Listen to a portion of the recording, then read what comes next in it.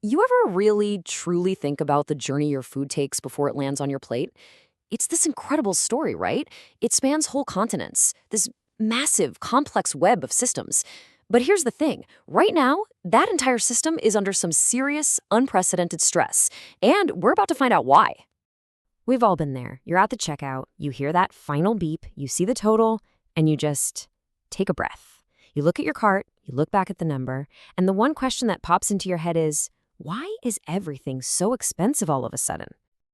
Well, the thing is, the answer isn't something simple you can find on aisle 4.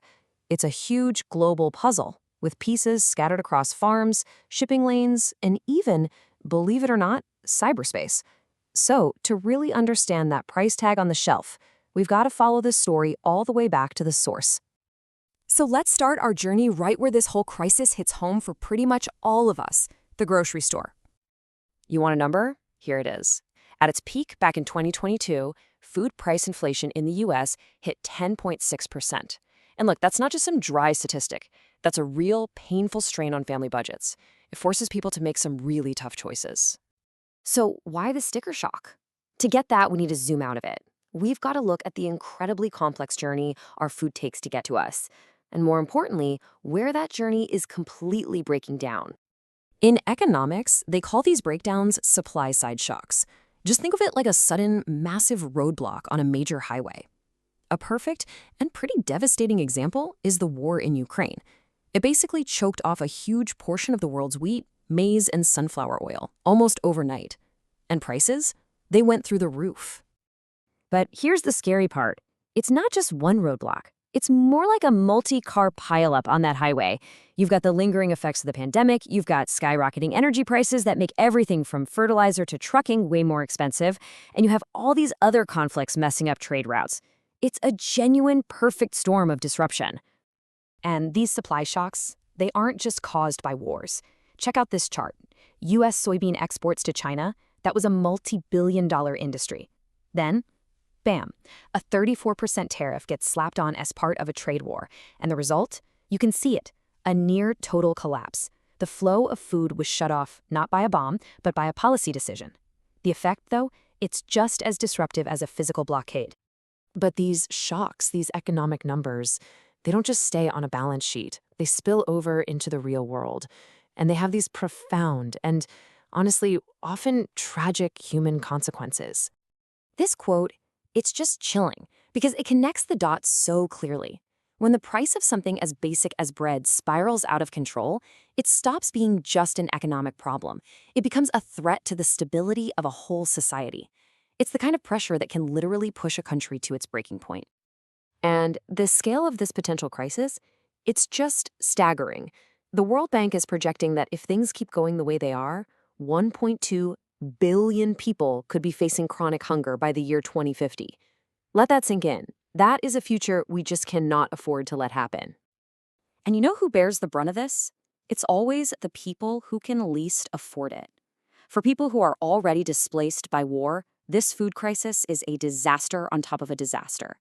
Food aid gets stretched thin, rations get cut, and families are forced into making impossible choices, like skipping meals just so their kids can eat. Okay, now we're going to zoom out again, but this time to a threat that's a lot harder to see.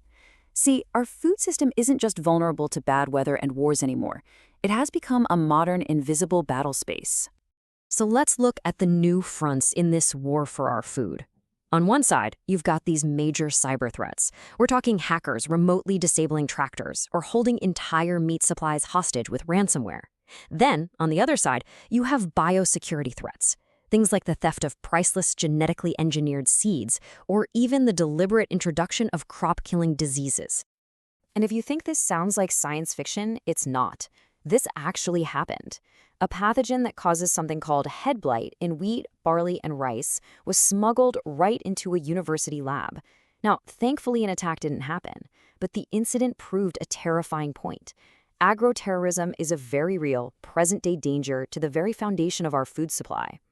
But all of these shocks, the geopolitical ones, the economic ones, the technological ones, they're all happening on a planet that is fundamentally changing. And that change is the biggest disruptor of all. Let's just look at the raw data for a second. This climate model from Singapore, it shows that even under a medium emission scenario, the number of dangerously hot days could jump from about 24 a year now to 87 by 2050. That's more than a tripling. And it makes outdoor work, like farming, incredibly difficult and, frankly, dangerous. So, what does that heat actually do to our food? Well, for rice, which is the staple food for half the planet, the impact is direct and it is devastating. Just a 1 degree Celsius increase in the nighttime temperature can slash yields by 7%. It's a quiet catastrophe that's already happening in fields all around the world. Okay, we've seen the scale of the problem. It's global, it's complex, it's urgent. So, what on earth do we do about it?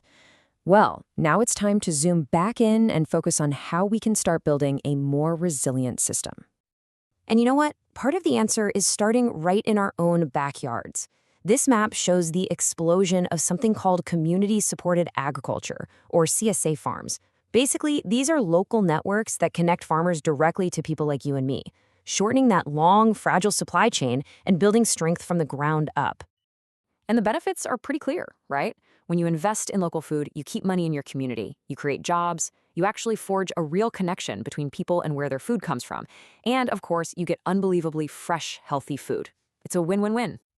But here's the reality check. As powerful as local solutions are, they can't solve this crisis all by themselves. At the national level, the US food system is, well, it's a mess.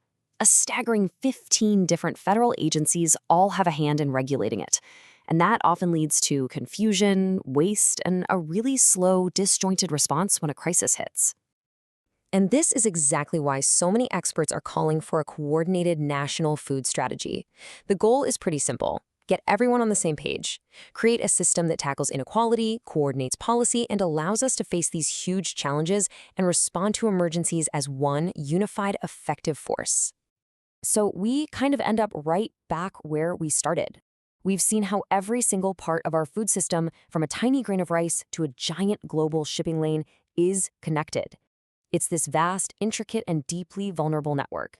And the final question this leaves us with is a really personal one. Realizing how interconnected and fragile our food is, are we, as a global community, ready to be just as interconnected in protecting it?